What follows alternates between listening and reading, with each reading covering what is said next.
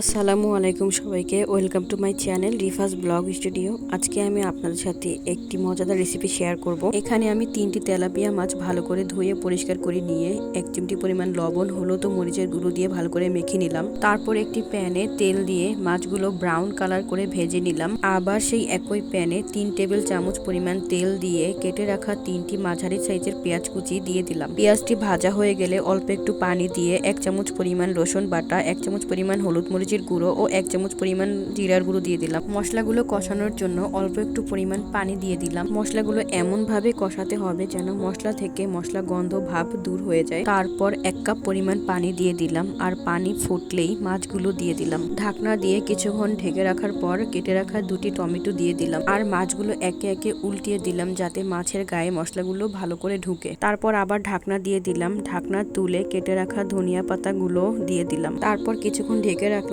যাতে ধনিয়া পাতাগুলো মাছের গায়ের সাথে লেগে যায়। আর ঢাকনা তুলে মাছগুলো আবার উল্টিয়ে দিলাম। পানি শুকালেই চুলাটি বন্ধ করে দিলাম। এভাবে শুধু তেলাপিয়া মাছ না, যে কোনো মাছ রান্না করলেই খেতে খুবই অসাধারণ লাগে। আপনারাও বাসায় ট্রাই করবেন। ধন্যবাদ সবাইকে।